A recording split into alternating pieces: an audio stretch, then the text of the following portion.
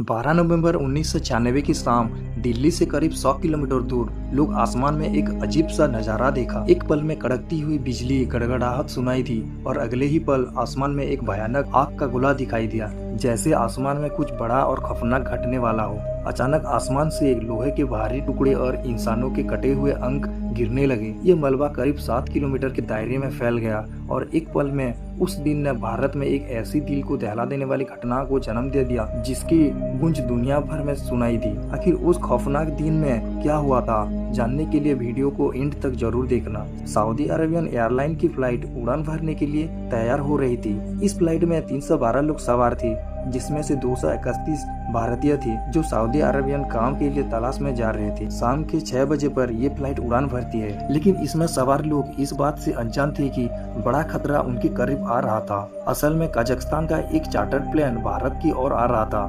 जिसमें 37 लोग सवार थे जो कपड़े के व्यापार से जुड़े हुए थे। ये प्लेन दिल्ली एयरपोर्ट पर लैंड करने वाला था, लेकिन उस वक्त दिल्ली एयरपोर्ट जैसा आज है वैसा नहीं था। 1996 में दिल्ली एयरपोर्ट का एक बड़ा हिस्सा भारतीय एयरफोर्स के लिए रिजर्व था। इसी वजह से यहाँ फ्लाइट्स के आने और जाने के लिए सिर्फ एक ही एयरवे उपलब्ध था। एयरवे का मतलब होता है आसमान में एक निर्धारित मार्ग जिस पर विमानों को उड़ान भरनी होती है। ये बिल्कुल वैसे ही होता है जैसे सड़क पर गाड़ियाँ चलती है और उनके लिए अलग अलग ट्रैफिक लाइन होती है। अब जरा सोचिए, अगर आने वाली गाड़ियों और जाने वाली गाड़ियों के लिए एक ही ट्रैफिक लाइन हो तो क्या होगा? जाहिर है गाड़ियां आपस में टकरा सकती है। इसी तरह एयरपोर्ट पर भी आने वाले और जाने वाले जहाजों के लिए अलग अलग एयरवे होते हैं। अगर दोनों एक ही रास्ते पर आ और जा रहे हो तो टकराव का खतरा बढ़ सकता है। लेकिन 12 नवंबर 1996 को दिल्ली एयरपोर्ट पर एक खास स्थिति बन गई। उस समय दिल्ली एयरपोर्ट का ज्यादा हिस्सा और एयरस्पेस भारतीय एयरफोर्स के लिए रिजर्व था और इस वजह से कमर्शियल फ्लाइट को एक ही एयरवे पर उड़ान भरने और लैंड करने की अनुमति मिली थी। एयर ट्रैफिक कंट्रोल ने सऊदी अरेबियन फ्लाइट को उड़ान भरने की अनुमति दे दी थी और उसी दिन एसी में 42 वर्षीय बीके दत्त ड्यूटी पर थी। जब एक ही एयरवे पर दो फ्लाइट सामने आती है तो उन्हें एक दूसरे से 1000 फीट की ऊंचाई पर रहना चाहिए ताकि दोनों फ्लाइट सुरक्षित रूप से एक दूसरे के नीचे से गुजरे। कजाकिस्तान एयरलाइन का प्लेन दिल्ली एयर स्पेस में घुस चुका था और दोनों फ्लाइट को बीके दत्त एक साथ गाइड कर रहे थे। कुछ समय बाद सऊदी अरेबियन फ्लाइट 10 फीट की ऊंचाई पर पहुंची और पायलट बीके दत्त से 14,000 फीट की ऊंचाई पर जाने की अनुमति मांगता है। बीके दत्त उसे मंजूरी दे देते हैं और सऊदी फ्लाइट 14,000 फीट की ऊंचाई पर पहुंचकर उड़ान भरने लगती है। उस वक्त दिल्ली एयरपोर्ट पर सिर्फ एक ही प्राइमरी रेडार था जो फ्लाइट की स्थिति और उनकी ऊंचाई पर रफ्तार जैसे बुनियादी आंकड़े दिखाता है। हालांकि फ्लाइट की ऊंचाई और गति के बारे में सटीक जानकारी एक सेकेंडरी रेडार से मिलती है, लेकिन उस समय दिल्ली एयरपोर्ट पर सेकेंडरी रेडार नहीं था। इसका मतलब था कि एटीसी को प्लेन ऑन की सही स्थिति के बारे में सिर्फ पायलट की रिपोर्ट पर निर्भर रहना पड़ता था। बीके दत्त जो कजाकिस्तान एयरलाइन के पायलट को 15,000 फीट की ऊंचाई पर जाने के लिए कह रहे थे, उन्हें ये भी बताना पड़ा कि सऊदी अरेबियन फ्लाइट उनके नीचे है। उन्हें ये भी बताना पड़ा कि सऊदी अरेबियन फ्लाइट उनके नीचे से गुजरने वाली है और दोनों विमानों के बीच 1000 फीट की वर्टिकल दूरी बनाए रखने के लिए कहा। अपनी स्क्रीन पर दोनों फ्लाइट को पास आते हुए देख रहे बीके दत्त देखते हैं कि दोनों की ब्लिंकिंग डॉट एक दूसरे के पास आ रहे हैं और अचानक ये डॉट्स एक दूसरे में फ्यूज हो जाती है।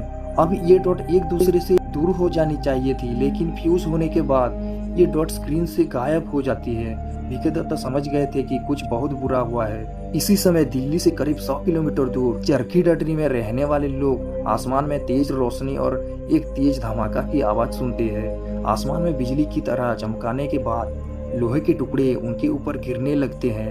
ये दोनों विमान आपस में टकरा चुके थे। कंट्रोलर बीके दत्त बार बार इन फ्लाइट से संपर्क करने की कोशिश करते हैं, लेकिन दूसरी ओर से कोई जवाब नहीं आता। तभी अमेरिकन एयरफोर्स का एक प्लेन उड़ते हुए उस रास्ते से गुजरता है। पायलट ने एटीसी को बताया कि उसने आसमान में एक तेज रोशनी देखी और इस खबर के साथ बीके दत्त का शक यकीन में बदल जाता है। वही क्रैश साइट पर कई किलोमीटर तक लाशें और विमान के टुकड़े बिखरे हुए मिलते हैं। ये भारत का इतिहास की पहली ऐसी घटना बन जाती है जिसमें 2 विमान आसमान में टकराकर चकनाचूर हो गया था। अब सवाल उठता है, कहां पर गलती हुई? क्या ये कंट्रोलर वीके दत्त से चूक थी या फिर किसी तकनीकी खराबी की वजह से ये हादसा हुआ था? इस हादसे की जांच शुरू की जाती है। अगले ही दिन दोनों विमानों के ब्लैक बॉक्स को खोज लिया जाता है और डिकोड करने के लिए भेज दिया जाता है, लेकिन ब्लैक बॉक्स से प्राप्त डेटा को डिकोड होने में वक्त लगता है। इस घटना के पीछे 3 मुख्य कारण हो सकता था। पहला कारण ये हो सकता था, शायद किसी एक पायलट ने एटीसी द्वारा दिए गए निर्देशों को प्लान सही से नहीं किया। दूसरे कारण ये हो सकता है कि एक विमान के इंस्ट्रूमेंट गलत रीडिंग दिखा रहे थे, और तीसरे कारण ये हो सकता है कि शायद एटीसी में बैठे वीके दत्त ने किसी गलत निर्देश को इश्यू कर दिया हो। इसको सुलझाना सिर्फ तभी मुमकिन था जब दोनों विमानों के ब्लैक बॉक्स के डेटा को डिकोड किया जाता। कुछ दिनों बाद ब्लैक बॉक्स का डेटा सामने आ गया जिसमें इस घटना से जुड़े सवालों का जवाब दिया। असल में इस घटना में वीके दत्त की कोई गलती नहीं थी। उन्होंने दोनों विमानों को सही निर्देश दिए थे। पहले ये माना जा रहा था कि शायद सऊदी विमान 14,000 फीट की बजाय 15,000 फीट की ऊंचाई पर उड़ गया था, लेकिन सऊदी विमान 14,000 फीट पर थी और टकराव भी उसी ऊंचाई पर हुआ था। तो साफ था कि गलती काजक विमान से हुई थी। लेकिन फिर ऐसा क्या हुआ? काजक विमान ने इतनी बड़ी गलती कर दी। असल में काजक विमान को कोई सामान्य यात्री विमान नहीं था, बल्कि ये कार्गो विमान था जो सामान को एक जगह से दूसरी जगह पहुंचाने का काम करता था। इसे उड़ान भी अपने आप में एक चुनौती थी, क्योंकि बाकी विमानों को 1 या 2 पायलट चला, लेकिन इस विमान को उड़ाने के लिए 5 पायलट की टीम की जरूरत थी। और इस टीम के बीच सही तालमेल बेहद जरूरी था, क्योंकि किसी एक की गलती भी बड़ी दुर्घटना का कारण बन सकती थी।